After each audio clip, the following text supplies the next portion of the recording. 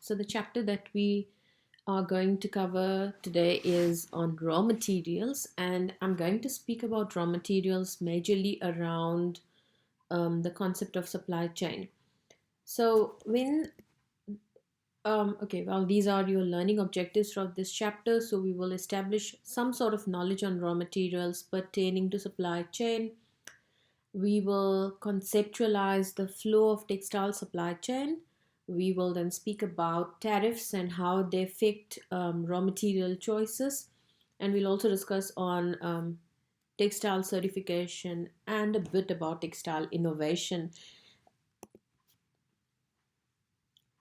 So, in a very basic sense, the cultivation of natural fibers and the production of man-made fibers, they could also be considered as a start to this whole industry that we belong and to the whole industry supply chain. So we are speaking about the raw materials now. When we think of raw materials or the choices that an individual or a company would have on deciding which raw material, it is actually endless. There is no such reason as to why not that. Okay, so in the supply chain, these choices of raw materials being endless, what is happening that today's consumer, they are driving their decisions depending on what is it that they want. Before, we used to have like really two choices. We didn't even know what all form under natural to that extent. We just knew cotton, wool, silk. Then about synthetic fibers, we didn't even know what they are called. All we knew was synthetic. So now that they are aware of it, now that they know where they come from, now that they know what categories they fall into, so it is ideal of a company to rely on what the target market needs, which means what raw material they should use or what kind of business they are in. That should actually come back um, from which target market they are catering to. Now, a company cannot say that I'm going to make a product that is going to address to everyone. No, that is wrong, because then the company is not going to get the desired outcomes that they are intending to. But they should rather say that we have a clear definition of who our target market is, and we are going to focus on their marketing strategies or their likeliness of what they're going to buy, and we are then going to create the most efficient and effective mode of using these raw materials to create our resources. So this kind of decision that a company makes, a new company or existing company, will only help them to inform what raw materials they should use. And also at the same time, one cannot lose sight of the fact that the cost of raw materials is also a very dominant factor in determining, based on the target market. Now, for example, the price of real fur, okay, it is the original fur, which is normally intended for luxury market, will hugely be different than the cost of a fox fur that is positioned for the middle consumer market. So the same when we choose for synthetic and natural fibers, because the consumer is very powerful today. They drive many of their fiber choices, and which was not always the case. It was always up to the company to decide, okay, I will be able to source this fabric at a such and such rate, so I can make something out of that and then sell it, and then obviously when the consumer buys it from us, we're going to get our profit margin back. But that has not been the same anymore. Now, with natural and synthetic fibers, coming to think of it, the range of varieties that we have and the names that they have been categorized into, and the way they have been segregated as to what synthetic fiber can be used for what, is actually making the consumer desire more and niche and sort of customized products. So, some of them I have put here: your tricetate, there is acrylic, there is spandex, we have nylon, we have polyester, there is rayon, there is lyocell. So all of these have different fabric weights, they have different fabric properties. Some are resistant to wrinkling, some do not absorb water. So it depends what the product will be ultimately used for. Spandex most oftenly used in tights and athletic tops because it fits in your form. It is perfect for working out. It's got the potential to create a proper athletic apparel, and it has helped to create demand for what has become or what we known as your athleisure wear. So this has almost like exploded in the past years. So the knowledge that consumers have actually should be a deciding factor for companies to drive it, bring it back into their company and make something out of it, because then they know that this is what consumers want, or this is what um, our target market wants. The same for natural fibers. The limitation was always to cotton, silk, and wool, but now with um, products or raw materials like your spider silk, we have yak, we have yak. I'm sure you know, but it's um, an animal that is found in Himalayas in India and in Tibet, which supplies hair that offers warmth for colder weather, which means if that animal with that hair can survive this kind of cold in the mountain ranges, so obviously it will be warm enough to be made into a final product and worn. The same for camel hair that has been traditionally used for production of winter apparel, and it is seen mostly in development of coats. Um, the llamas that are found typically in South America, they also have been used in producing artisan communities throughout North America because they produce a soft fiber, and that is not just used in production of apparel but also for rugs and wall hangings because of the soft nature. You have heard about alpaca, the angora, cashmere, mohair, rami. We have soybean. So now with soybean, experts have developed that the concept of obtaining fiber from soybean. Why? Because soybean is very lustrous, it is strong, it dyes easily, it's very soft to touch, it is lightweight. So it will be ideal for your summer wear, it will be ideal for underwears, for sleepwears, children's wear, and home textiles as well. So, but with this fiber just coming up, the cost of production is very high because the demand is low. People are not aware of it. So, the point of saying this is there is so much of variety, there is so much of range that is available. Bamboo fiber, another recent innovation in the textile industry, where it has several qualities of smoothness and durability. It is also considered environment friendly. So, these fibers, they sort of tick the box of all aspects. It's about being sustainable, it's about being environment friendly, it's about being washable. um, so all these factors are now known to consumers, which actually is great. And at the same time, it's something, it's easy for companies or businesses in this sector because they should now try and incorporate this more and more, because obviously the overuse of cotton and wool and silk has come to a point where we realize that we can't use too much of it. And at the same time, we should figure out that how do we use these, like your soybeans and bamboos, more, where we can get the desired product but just of a different make.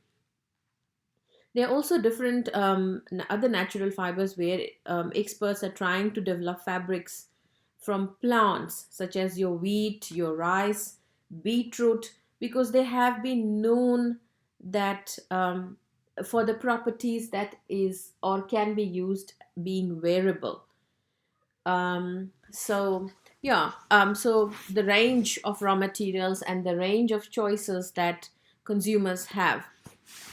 Then we'll speak a bit about the textile supply chain flow. So the arrows in red shows the pattern of the textile supply chain flow. So there has been a discussion about raw materials that we did in a previous slide, but all of this has been considered at an we were speaking on an individual level, but there is a process that needs to be considered. So this figure here is basically a visual representation of this process. So when it comes to determine what raw materials to use to satisfy the end consumer, the wide variety of choices that could have a tendency, um, or could lead to complicating the whole decision making process. So the key to success is again identifying the target market. So in this figure here, the model is actually something that has been reproduced and is used all over the world in different countries with the same end result, and that is making a garment for selling it to the end user or to the consumer. So it's a typical overall process. There might be slight variations depending on individual companies involved in the process of developing fiber, yarns, and fabrics. So one needs to keep this mind in mind as companies, that if one would fully vertically complete every step of the process, it would assist in a smooth flow of information and material. So I'll just read through what I've put here. So if you see, if, be it a yarn mill or be it a vertically integrated mill, a product coming from mill and forms part of what we call as grade goods. So I'm not sure if you have heard about grade goods. So grade goods are basically your unfinished textiles that are knit or woven in their raw state, which means they have no color or there is no finishing that is being done. So just the basic raw fabric. Then that is converted, either dyed or printed or finished, whatever is the need of the final product. And then it comes to the unit where, again, if there is a process that is not complete or if it still needs to undergo one of these processes, that is why I've written that again. It might sound repetitive, but that is how it is. And it goes through, if it is an imported or exported fabric, or if it is through brokers or wholesalers, it comes in and goes to apparel production. Now it can be for apparel, it can be for home furnishing. Now on completion of that, it is sold again. Either it's used like a third party importer or exporter, or either it's a wholesaler or a supplier who actually uses these finished goods. It can also be manufacturer owned goods, so that's why it's over the counter. Then we have it can be the retailer or the buyer who is finally selling it to the consumer. So if you see, this is a basic textile chain flow process. There is no nitty gritty in it, but I've put in a lot of options so that whatever is the mode of business that the company is in, this is generic um, textile supply chain flow that is followed globally. Then coming to the country of origin and consumer, and how it affects, or how the decision makings of choosing raw materials in the supply chain is again further complicated by the country of origin.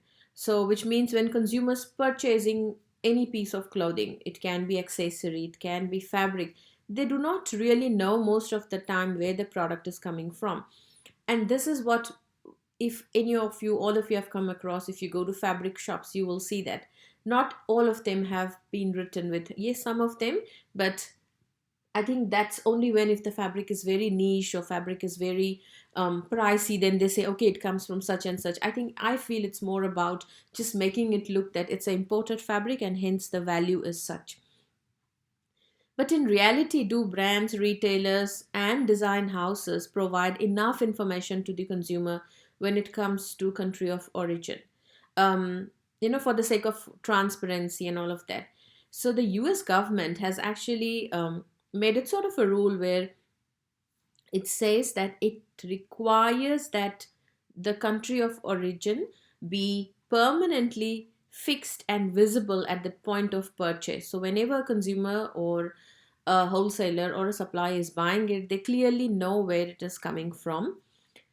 It might not require, the maker of the product to list um, all the components that were produced, that were bought from all the countries, but at least the main, and in this case the fabric, should actually show where it is coming from. Then the World Trade Organization, the members of the World Trade Organization, they ensured and they defined what do they mean as the rules of the country of origin, which means that they are transparent, that there hasn't been any kind of distortion or restructuring being done, that there is no disruptive effects on international trade, and that they are administered in a consistent, uniform, and impartial and reasonable manner, and that they are based on a positive standard. So there is a mouthful of words in under this definition here, but if you see, it is actually also speaking about sorting out. It is also speaking about avoiding any legal tariffs, customs issues. It is actually saying that we are being completely fair of what is being done, and this is not restricted to the country, but it is actually applied to the whole world. When we come to our industry, now there are two methods that countries can stick to these guidelines. You either do a value added percentage test, or you do a substantial transformation. Now in our industry, we follow the substantial transformation method, which means we are saying that we are going to put together the major amount, or the major chunk of the raw material that goes into a clothing, and we will cite where it has come from, or we will point the country of origin of where it is coming from. Just for your knowledge, the value added percentage test is basically um, the degree of transformation that is required for, or the minimum percentage value that they should require. But in this case, in the transformation, it is actually being more fair. It is actually saying that we are doing a substantial transformation, and so that all the consumers can see which country is listed where the item underwent a substantial transformation. So the country where majority of the processing of this fabric or clothing has happened, they mention that. Now obviously we don't, or we are not going to read it's coming from India, Bangladesh, Vietnam, it's coming from Europe, it is coming from all those countries. We will also get over it. We'll say, okay, just tell me from one particular country where majorly this is being done. So that is why they are choosing the substantial transformation way.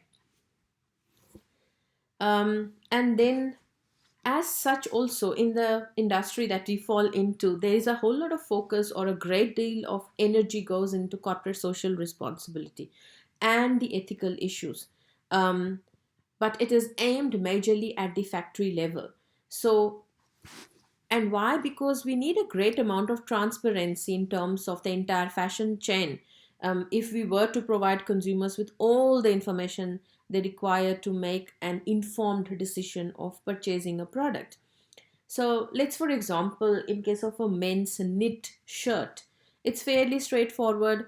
And if all the parties involved in the process have adhered to sound corporate social responsibility policies, then the country of origin would be considered a non-issue, given the global nature of fashion and or clothing industry that we are in today. So that would be simple. Or let's say that the factory in Bangladesh passed the various litmus tests for good corporate social responsibility practices, but the mill that knitted the fabric used child labor or discharged its dye effluents into the local river. So then what happens? How are the consumers going to know all of the components without full disclosure on the label? So that if they wanted, they could learn more about the companies producing the product. So one main reason that this does not occur is cost. It would cost money to track the various origins and to verify their accuracy, and most consumers would not want to pay the extra money required, to fully know what they are wearing or what they are buying. So there is two sides of the coin, as always. So that's why the substantial transformation is the best way to go in this industry that we fall into. Then we speak about textile certification. Now, these are, when I say recent developments, it wouldn't mean like recent, but as in the past decades, this was there was this development where there were key certified programs for textiles, and two of those major ones was Global Organic Textile Standard and then Oecotex Standard 100. Now, the GOTS is basically a worldwide leading textile processing standard for organic fibers. Okay. Now, the organization GOTS, it aims at recognizing requirements that ensure that there is organic use of textiles, that they have been harvested through environmentally and socially responsible manufacturing, and they have a credible assurance that can be given to the end user. Um, so the standard basically covers your processing, it covers manufacturing, it covers packaging, labeling, trading and distribution of all textiles made from at least 70% certified organic natural fibers. But these final products, they are not just limited, but include your fibers, it includes yarns and fabrics, it includes home textiles. Okay. Then the next one that we have, the Oikotex Standard 100, it's a certification system for your raw textiles or textiles at their intermediate stage, or even if it is an end product, at all stages of the processing. Now, this test is for controlling of substances or chemicals that can be harmful for the consumer. So, this is like a test and it's sort of a control measure. So, for a product to be certified, it must be in compliance with a certain criteria that will also apply to accessories, not just to the textile itself. So, the whole make of the clothing, which will be your buttons and your zippers and rivets, those kind of things. Okay. Then we have textile innovation. I know there is a lot that you study across in other subjects, so I don't have to really go down very much to the bottom. But yes, this time that we are in, it is a great time to be involved with creation and innovation of new products, and something that the supply chain should readily adapt to, because that is where we are progressing with fourth industrial revolution, with digitalization, with the technological innovations that are happening on a regular basis. And in our sector, some of them is like your sensors that are used to detect body or environmental parameters, or a data processing unit to collect and process data. It can be an actuator that can give signal to the wearer. It can be an energy supply that enables working of the entire system. It is also a communication device that establishes a wireless communication link with your nearby base station. So, all of these are something that really needs to be added to the supply chain. Today, the athletic market is using several of these components to enhance the consumer experience with regard to apparel products. Innovation in textiles is sort of the next new frontier for the whole apparel and accessories industry as well. And not only is the industry looking at ways to connect consumers to their garments for athletics or for health applications, but they're also looking at how to further improve the functionality of fabrics, for example, through washing or through other applications. So, there have been a group of researchers from RMIT in Australia that have developed a new, cheap, and efficient way to grow special nanostructures, which will obviously degrade organic matter when they're exposed to light that is directly connected onto textiles. So, this in a way paves path for similar innovations, and not only that, these and the other innovations will really be revolutionary and will also be something that needed to be considered when we are reviewing the individual supply chains in the industry. So, overall, in conclusion, the choice for consumers and therefore for designers and manufacturers are endless when we view it through a lens of textiles or through a lens of fashions. So the consumers, they actually lead the way based on prices and trends. They vote with their wallets and purses, because by accepting or rejecting depending on their ability to pay. So how products that are produced and the country of origin that plays a role with particular in particular. It also shows how corporate social responsibility may affect choices as well. So now, thinking of these evolutions that has happened over the years, let's think about the future revolutionary changes that may be for the consumer and for the environment as well. Okay, so thank you.